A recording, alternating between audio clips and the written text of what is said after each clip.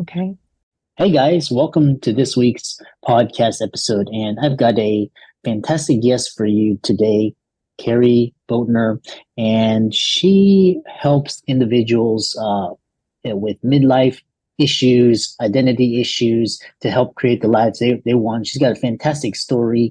And like I said, this is an entrepreneurship business podcast. And for all the audience, I'd love to welcome Kari to the show. Welcome. Oh, thank you so much. I'm so happy to be here. Yeah, I know, briefly, talk about who you are, how you got there, and how the audience can benefit from you today. Yeah, absolutely. Well, who am I? I know I am a middle-aged woman. I am a former executive in the world of nonprofit, and I've had a really crazy last 5 years of transition. And through that process, I decided to be a coach because I hired a coach during my transition myself, and it changed my life. So I wanted to do that for others. So I am here helping other midlife people through whatever they're going through, whether that's retirement, loss of spouse, aging parents, all the stuff that we face in midlife. Yeah, I love that. And what's what's interesting is that this whole area of coaching is really blossoming. And if you have a particular skill in helping people achieve X without Y, and especially in this age, talk about why it's so important to get some help, whether you're having Mm. a midlife or your relationship identity, because people feel so lost in the world today. Yeah. Oh boy, especially today, right? It's a trying time from COVID to everything else. So for me, having help, seeking help is all about community. Human beings Mhm. are not meant to do this on their own, right? When Yeah. we spin out in our mind about what's going on, or we create these stories, or we're based in fear, Mhm. it helps so much to sit in front of someone or a group of people and talk about what's going on, right? To have a good mirror with somebody else. And coaching for me, it did that for me, but also for me as a coach, I'm able to almost hear what people are not saying as well, right? It's what's underneath it, what's underneath all that pain and that fear. And that's what Mhm. we get at. And we really work on that and the limiting beliefs, the beliefs that they have from Mhm. childhood or from wherever that hold them back from having, what if they want in their life? Yeah. It's like kind of broad level. What are the most common issues facing people today? Is it finances, a relationship? I know I talk to a lot of Gen Z millennials. Yeah. They're just so lost in like the system doesn't work for them, and they've Yeah. they've followed the rules and just kind of they're still behind. What are the top issues affecting people?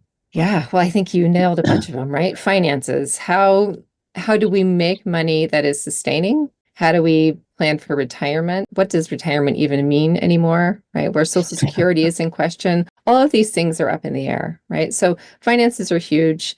For me, dealing with people in midlife, the question about retirement, what am I going to do after I stop Mhm. working? Can I stop working? Number one. And then if I can, what am I going to do with my time? I don't want to waste it, right? So there are so many people who retire, certainly my parents' generation, who didn't plan for what they were going to do. And they end up sitting around going, well, we're on a fixed income. We didn't make any plans. So now we're bored. And I kind of wish I was still working and still interacting with other people, right? So Mhm. Mhm. those two are big. I think middle age, again, caring for aging parents is really something that's been tough for people. We're at that age where our kids are becoming adults and our parents are becoming kids in a sense. So we're in that Mhm. crossroads of being pulled in both ways. Our parents and our kids still need us. So Mhm. those are some big ones that I encounter on a regular basis. Yeah. And what's, that we could go in so many directions. I mean, the world is just completely different than it was 24 years ago. And then also just our, you know, basically our world. So how do you help your clients write their life stories and break free from these societal and self-imposed limitations. Yeah. Oh, that is the most fun part, right?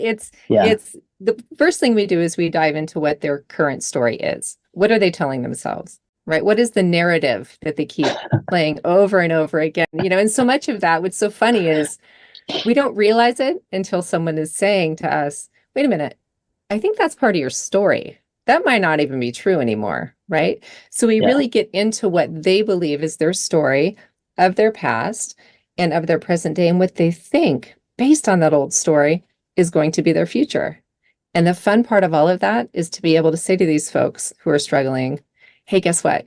Your past does not dictate your future. You get to create whatever it is you want to create, right? So we break down all of that stuff, that old yucky stuff that they think. And then we say, now what do you want? What do you want in the next half of your life? And then we build that out. We talk about what's realistic. We do short, medium term, long term goals. And we work on this thing together in this really holistic, because it's not just about what we have, it's about how we feel, right? And if we are telling a new story that makes us feel better about ourselves, so much more is possible. I love that, the narrative. And again, today seems to be the mindset. Yes, because what we're talking about is so one thing that's, a lot of the audiences is they're very high achieving. So when you talk about either success, a lot of them deal with imposter syndrome. And then you mentioned retirement. So so kind of what unique techniques do you have to help clients tackle, guilt, shame, imposter, and also redefining themselves in today's youth-driven culture? Sure. So imposter syndrome is an interesting one for us folks getting older, especially with technology moving at such a rapid pace. Yeah. I have a client who said to me recently, he said, I know I have so much to give, but I feel like these kids are around me, right? These 20-somethings, 30-somethings, they're saying things that I don't understand anymore, right? And he said, and I don't know where I fit. And I feel like I'm nervous about losing my job because I'm too old and I'm not fitting in. I'm not sure where I fit in all of this. And what we talked about was him accessing his wisdom and him standing on that is his foundation, right? He's worked 35 years in this industry. What he knows has nothing to do with technology, but it has everything to do with how that particular company works and the people, right? The customers, et cetera. So standing on the foundation of wisdom for us people still in the workforce and feeling like we're imposters, that's a huge piece, right? Because it matters. Yeah. I think in the future, we're going to have to, basically boomers, Gen X, millennials and Gen Z are going to have to coexist together because we're living longer and, we have to work longer just to kind of sustain ourselves. So the other question you mentioned was this identity piece. And, especially for people that feel like outsiders that don't fit this narrative of, this the societal narrative. How do you how do you address being an outsider, like just these emotional wounds, just kind of whether you grew up in the South or you grew up in a in a community that didn't fit you like racially or culturally? How do you address those? Yeah. Well, it's twofold, really. I mentioned this earlier, is finding community, right? So finding people that understand you and your life experience and any traumas you had from growing up and being able to talk through that and lean into each other. That's really, really important. The second piece, and the one that is often hardest for people, is really looking at our own judgment on other people, right? So when we are judging others, we need to look back and go, hang on. That's why am I so worried about other people judging me if I'm judging other people, right? So if we stop and say, what is judgment? What is this really about? Am I feeling lesser than, so I'm going to judge somebody else? Or am I feeling, a great example is I had a client who really struggled with body dysmorphia, had an eating disorder. It was a young guy, actually, who felt like he was overweight. He wasn't slightly overweight. It was the way he was seeing himself. Mhm. And he refused to walk outside in New York City and take a walk because he didn't want to see fat men, in his own language. I don't want to see overweight men because it reflects on me. So he was judging these people because he was just worried about himself. Does that make Mm. sense? That we took him back to that point of where he came up with and where that story of him being overweight started and what it meant underneath it, right? And that helped him a lot. So he can now go out in New York City. He can walk around. He can not judge other people for their weight because he's more comfortable in himself. Interesting. The other kind of a follow-up question is that because you talk, when the narrative basically, if you look at like leadership, it's or you look at the like the business landscape, a lot of it's very homogeneous, and Mhm. you look at the narrative, it's perpetuated. TV and all of this, it's one single story. Yeah. How do you resolve that? Because like everybody's believing, it's like it's almost like propaganda, but it's like, but if you don't fit that narrative, how do you address that when the whole narrative is, I'm just, I'm curious to hear your thoughts. How do you be outside of that narrative and still feel good, right? And still feel like you're enough? And I mean, a huge piece of addressing that is reminding these folks and having them do journals and meditate. I mean, mindfulness for me is huge. Meditation is a big piece of this, is being able to sit in silence and connect to yourself, right? Because when you start doing that, you start realizing that, wow, all of those voices that I'm hearing all the time, that's just noise. What's real is what's inside me. What's real is this silence in this present moment. So connecting to that, and then, oh geez, I completely lost my train of thought on that. Sorry about that. Can you repeat the question again really quickly? It's like, how do you fit in if the Of course. basically outside the Yes. narrative? Yes. So celebrating your unique talents, your unique achievements, your unique voice, your authenticity, right? This is a giant buzzword. Be authentic, authenticity. It's a buzzword because it means something. It means your true self. So helping them connect to who they are and be proud of who they are, regardless of the circumstances. We're all on this journey, right? And each one of ours is individual to us. So celebrating that and realizing and looking at that construct and realizing it's an illusion. It's not real, right? None of that is real. That's just made up. To your point, it's propaganda. It's what people want us to believe, but it's not real. Interesting. Yeah. The other thing I encounter is this basically with on this idea of societal narratives, and basically, what would you say to someone who feels successful on paper? Basically, they marked off all the check boxes, but they're deeply unfulfilled. Like, for example, like the son of a lawyer, his parents make him become a lawyer, but he really wants to be a singer or a musician, or he wants to Yeah. be maybe he wants to be a doctor. I don't know. Just how do you address Mhm. that? Well, if they don't know what makes them happy, we start there, right? We start really simple. What brings you joy? What were you happy doing when you were a kid? Like, what is that? What is that thing that you do that you lose track of time doing? Right? So we start there and then we build on that. If somebody is a son of a lawyer and knows that they want to play the guitar, then we lean into that and we say, why aren't you doing that? What's stopping you from doing that? What would that look like? What would a career look like as a guitarist? How does that feel when you think about that? Like, let's project into the future, your life, you're a guitarist, you're having an incredible time. What does that feel like for you? So we break down why they're not doing it because there's always something there, right? It's, well, I don't have time. Really? Do you not have time? Or are you afraid to do it? Right? And what's the Mhm. fear? What are you afraid of? Are you afraid of not being good? Are you afraid of being great? And then you're going to have to make a different life choice.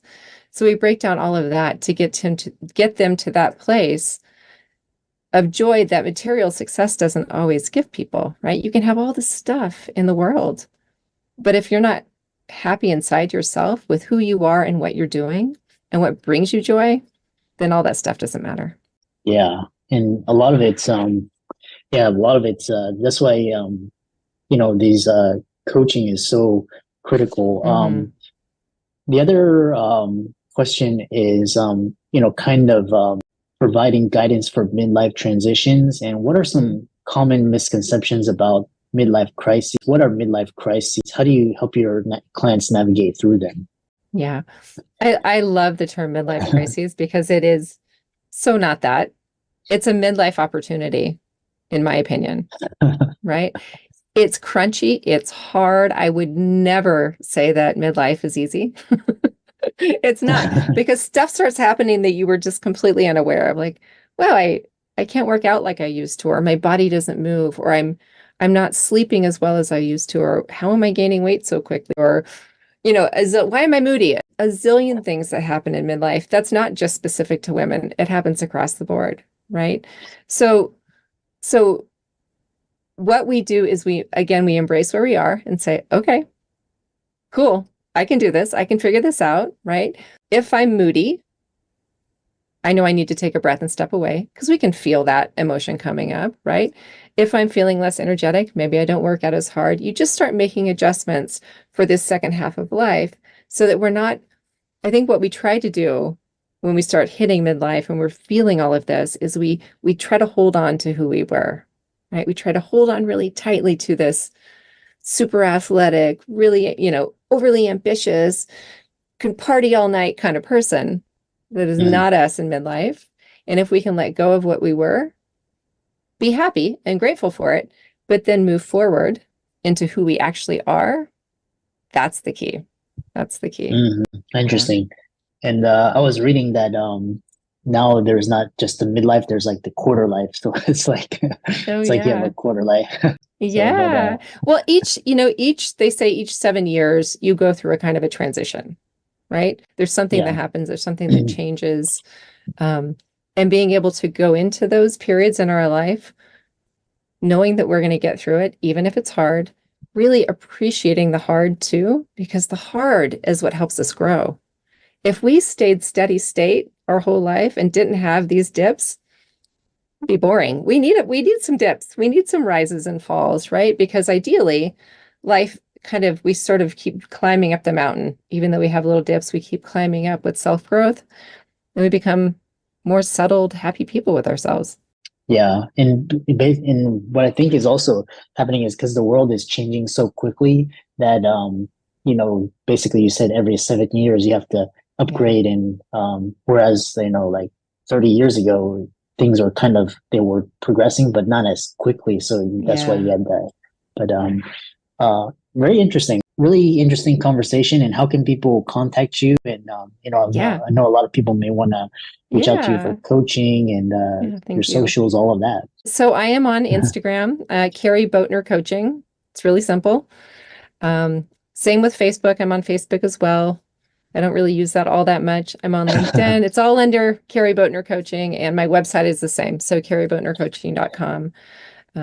Would love to talk to anyone. I do free 60-minute deep dive sessions. So it's complimentary. I love meeting people. There's zero obligation. If people just want to jump on and talk about what's going on, I can give them some tips and tricks, whether or not they work with me, period. Because I just want to lift people up and help people out. Yeah, I love that. And for all the audience, be sure to give Kari's socials a like and follow and reach out to her. And thanks so much for a fantastic